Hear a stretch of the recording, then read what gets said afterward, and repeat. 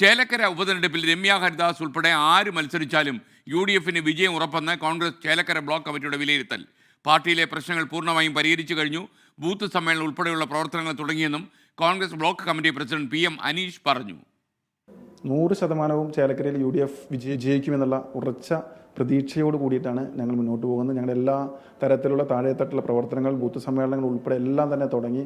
എല്ലാ സാധാരണ പ്രവർത്തകരും വലിയ പ്രതീക്ഷയിലാണ് ഈ തെരഞ്ഞെടുപ്പിനെ നോക്കിക്കാണുന്നത്.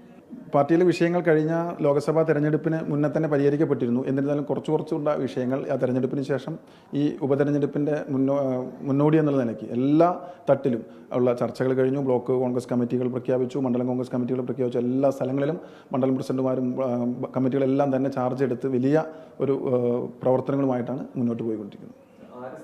രമ്യ ഹരിദാസ് സ്ഥാനാർത്ഥിയാണെങ്കിലും ആര് തന്നെ സ്ഥാനാർത്ഥിയായാലും വിജയിപ്പിക്കാൻ സാധിക്കുമെന്നുള്ള ഒരു ഉറച്ച പ്രതീക്ഷയിലാണ് ഞങ്ങൾ മുന്നോട്ട് പോയിക്കൊണ്ടിരിക്കുന്നത്. വിശദാംശങ്ങളുമായി തൃശ്ശൂരിൽ നിന്ന് സൂരജ് സജി തത്സമയം ചേർന്നു. Good morning Sooraj Saji. ഒരു ഞായറാഴ്ച പ്രഭാതം നേരുന്നു, പറയൂ.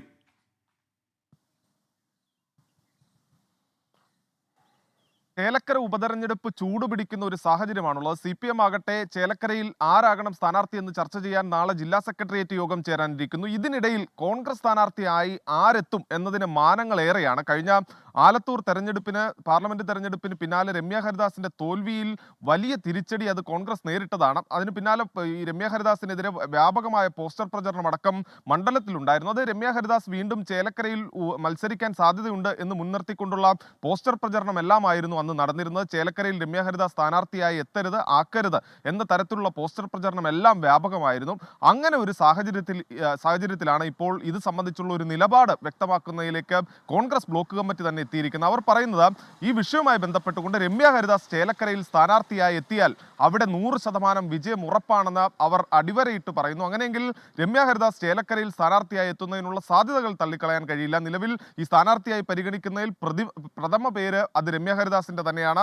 അതേസമയം ചേലക്കരയിൽ നിന്നുള്ള കൂടുതൽ നേതാക്കളുടെ പേരുകൾ പരിഗണിക്കണമെന്നൊരു ആവശ്യം ഒരു വിഭാഗം ഉയർത്തിക്കൊണ്ടുവരുന്നു. പക്ഷേ മറുവശത്ത് രമ്യ ഹരിദാസിന് ഈ മണ്ഡലത്തിലുള്ള സ്വാധീനം തന്നെയാണ് രമ്യ ഹരിദാസിനെ സ്ഥാനാർത്ഥിയായി പരിഗണിക്കാനുള്ള കാരണം. പക്ഷേ അപ്പോഴും രമ്യ ഹരിദാസിനെതിരെ പാർട്ടിക്കകത്ത് അസ്വാരസ്യങ്ങളുണ്ട് എന്ന തരത്തിൽ ഈ പോസ്റ്റർ പ്രചരണങ്ങളെല്ലാം നടന്നതാണ്. അത് പൂർണ്ണമായും ഇപ്പോൾ ഈ കോൺഗ്രസ് ബ്ലോക്ക് കമ്മിറ്റി തള്ളിക്കളയുന്നു. അവിടെ അവർ പറയുന്നത് രമ്യ ഹരിദാസ് അല്ല, കോൺഗ്രസിന്റെ ആര് തന്നെ സ്ഥാനാർത്ഥിയായി എത്തിയാലും വിജയം ഉറപ്പാണ്.